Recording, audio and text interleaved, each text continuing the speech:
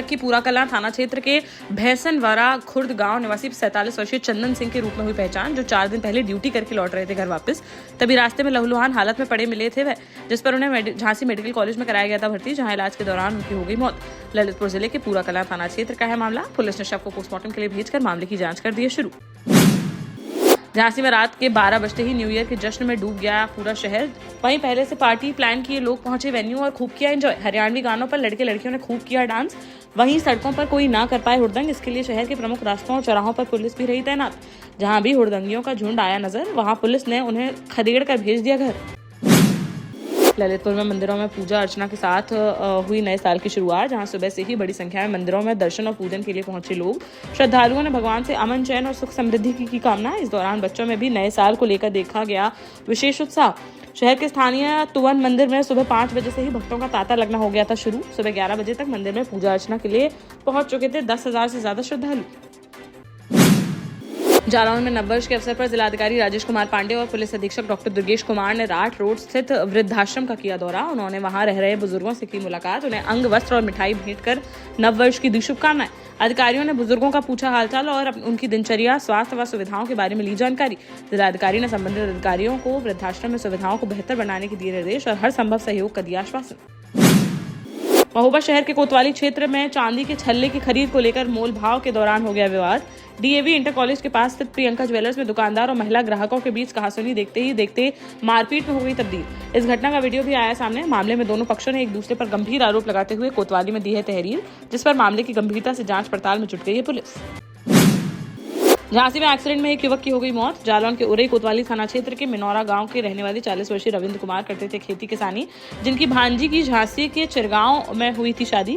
बीते दिनों भांजी के ससुर को हो गई थी मौत। बुधवार को त्रयोदशी का रखा गया था कार्यक्रम, जिसमें शामिल होकर बाइक से वापस लौट रहे थे रविंद्र। तभी पूंछ थाना क्षेत्र के ढेरी की पुलिया के पास किसी अज्ञात वाहन ने उनकी बाइक में मार दी टक्कर। हादसे में युवक की मौके पर ही हो गई मौत। मृतक की है 2 बेटी और 1 बेटा। 3 साल पहले ही उसे छोड़कर चली गई थी पत्नी। अब पिता की मौत के बाद बच्चे हो गए नाथ। पुलिस ने शव को पोस्टमार्टम के लिए भेजकर मामले की जांच की शुरू।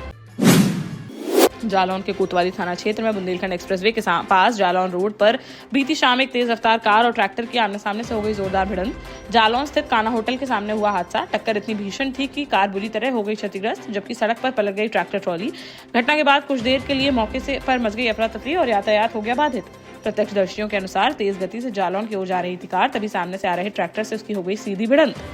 गनीमत रही कि सुरक्षित बच गए कार में सवार सभी लोग। इस हादसे में किसी के हताहत होने की नहीं है सूचना, जिससे टल गया एक बड़ा सड़क हादसा।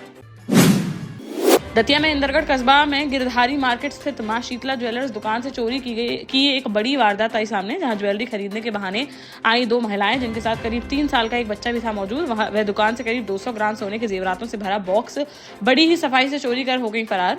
चोरी की यह पूरी घटना दुकान में लगे सीसीटीवी कैमरे में हो गई कैद, जिसका वीडियो सोशल मीडिया पर हो रहा है वायरल। पुलिस ने सीसीटीवी फुटेज के आधार पर मामला दर्ज करते हुए अज्ञात महिलाओं की तलाश कर दी है शुरू। झांसी के वीरांगना लक्ष्मीबाई रेलवे स्टेशन के 136 साल पुरानी इमारत को ढहाकर उसकी जगह बनाई जानी है नई बिल्डिंग, जिसका हो रहा है विरोध। सरकार के निर्णय के विरोध में उतर आए हैं विपक्षी दल। कांग्रेसी नेता और पूर्व केंद्रीय मंत्री प्रदीप जैनादित्य ने समाज सेवियों के साथ मिलकर नए साल पर प्रधानमंत्री को लिखा खून से खत। अभियान को समर्थन देने के लिए अन्य लोगों ने भी निकलवाया अपना खून।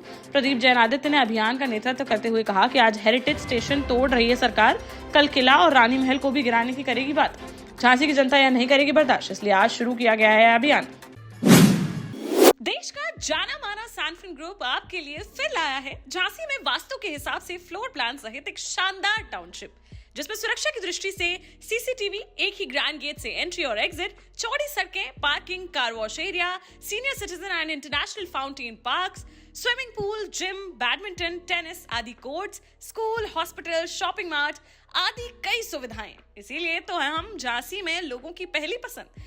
12 साल पहले अपने स्टार्टअप के साथ ही योग्य नेतृत्व, अनुभवी टीम और सक्षम सेंट्रलाइज और उत्तरदायी प्रबंधन के बल पर सबको घर गुणवत्ता के साथ समय पर घर की योजना के तहत सैनफिन समूह ने बहुत ही कम समय में 1500 से ज्यादा यूनिट्स को दिया है कब्जा। समय पर डिलीवरी से हमारे ग्राहकों में बड़ा है विश्वास और मिली है संतुष्टि। सैनफ्रिन समूह ने बहुत कम समय में सैनफ्रिन Ashok city, green homes residency, green homes city, सैनफ्रिन Ashok valley, Delhi public school, सैनफ्रिन शाखा, केन सैनफ्रिन अस्पताल सहित कई अन्य परियोजनाओं के साथ नई झांसी के निर्माण में स्थापित किया है एक बड़ा मुकाम। तो आप भी आज ही आइए अपने परिवार के साथ और कीजिए अपने सपने साकार।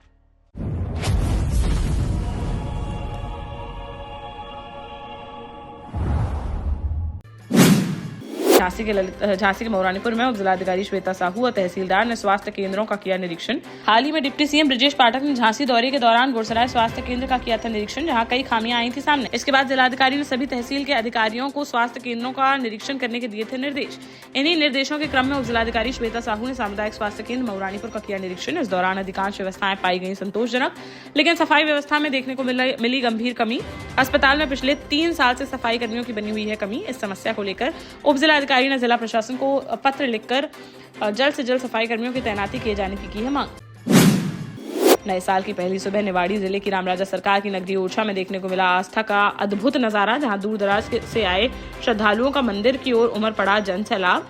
जय श्री राम के उद्घोष के बीच रामराजा सरकार के दरबार में श्रद्धालुओं ने नए वर्ष की शुरुआत। प्रशासन के मुताबिक दोपहर 1 बजे तक 1.5 लाख से अधिक श्रद्धालु कर चुके थे दर्शन, जबकि पूरे दिन में करीब 5 लाख श्रद्धालुओं के पहुंचने का है अनुमान। इस दौरान वर्ल्ड चैंपियन महिला क्रिकेटर क्रांति गौड़ ने भी रामराजा सरकार के दरबार में टेका माथा और पूजा अर्चना कर देश के लिए अच्छा प्रदर्शन करने का भगवान से लिया आशीर्वाद। झांसी के बबीना में न्यू दशहरा ग्राउंड पर आयोजित यूथ सॉकर साइड महिला फुटबॉल प्रतियोगिता का हिसार ने 5-1 से जीत लिया फाइनल मैच। स्वर्गीय मनोज सोनी की स्मृति में रॉयल स्पोर्ट्स एकेडमी बबीना के तत्वावधान में हुई है प्रतियोगिता। फाइनल मैच में पूर्व सांसद और ICA chairman doctor Chandrapal Singh Yadav मुख्य अतिथि के रूप में रहे उपस्थित। इस अवसर पर पूर्व जिला पंचायत सदस्य अरविंद यादव और पूर्व ब्लॉक प्रमुख कैलाश यादव विशिष्ट अतिथि के तौर पर रहे मौजूद। मुख्य अतिथि डॉक्टर चंद्रपाल सिंह यादव ने स्वर्गीय मनोज सोनी के चित्र पर दीप प्रज्वलित कर किया माल्यार्पण। टूर्नामेंट के आयोजक एडवोकेट RS रजक और मुख्य व्यवस्थापक ऋतिक सोनी ने समिति के सदस्यों के साथ मिलकर मुख्य अतिथि का माल्यार्पण कर किया स्वागत। राजस्थान और हिसार के बीच खेला गया फाइनल मुकाबला, जिसमें हिसार ने जीत की हासिल। अतिथियों द्वारा विजेता व उप विजेता टीम को ट्रॉफी व नगद राशि देकर किया गया सम्मानित। महोबा के कबरई थाना क्षेत्र में श्याम सुंदर हत्याकांड का पुलिस ने कर दिया खुलासा। इस मामले में पुलिस ने पत्नी और उसके भांजे को किया है गिरफ्तार। जांच में सामने आया है कि 3 बच्चों की मां ने अपने भांजे के साथ मिलकर अवैध संबंधों के चलते पति की थी हत्या। करीब 20 दिन पहले एक सुनसान इलाके में शत-विशत अवस्था में बरामद हुआ था मृतक का शव। मृतक की श्याम सुंदर सैनी के रूप में हुई थी पहचान। पुलिस के अनुसार श्याम सुंदर की पत्नी गोमती और उसके भांजे सुजीत के बीच पिछले 8 महीने से थे अवैध संबंध। इसी को लेकर घर में अक्सर होता रहता था विवाद। 10 दिसंबर की रात दोनों ने मिलकर श्याम सुंदर का रस्सी से घोट दिया गला और फिर पत्थर से वार कर उसकी कर दी हत्या। इसके बाद एक सुनसान स्थान पर फेंक दिया गया था उसका शव, जो अगले दिन 11 दिसंबर को हुआ था बरामद। पुलिस ने पत्नी और उसके भांजे दोनों आरोपियों को किया गिरफ्तार, जिन्हें न्यायालय में पेश कर जेल भेजने की जा रही है कार्रवाई। झांसी के एक स्थानीय होटल में नववर्ष की पूर्व संध्या पर मणिकर्णिका वुमेन्स क्लब द्वारा सांस्कृतिक कार्यक्रम का किया गया आयोजन, जिसमें महिलाओं की रचनात्मकता, सांस्कृतिक चेतना और आपसी सौहार्द का देखने को मिला सुंदर संगम। इस अवसर पर क्लब की charter president Sapna Saraogi, president Omni Rai, vice president Nupur Agarwal, treasurer Tamanna Rai तथा सेक्रेटरी संयुक्ता शर्मा की रही सक्रिय उपस्थिति। कार्यक्रम को सुसंगठित एवं आकर्षक बनाने में प्रोग्राम डायरेक्टर सिमरत जिज्ञासी एवं ज्योत्सना शर्मा की रही विशेष भूमिका।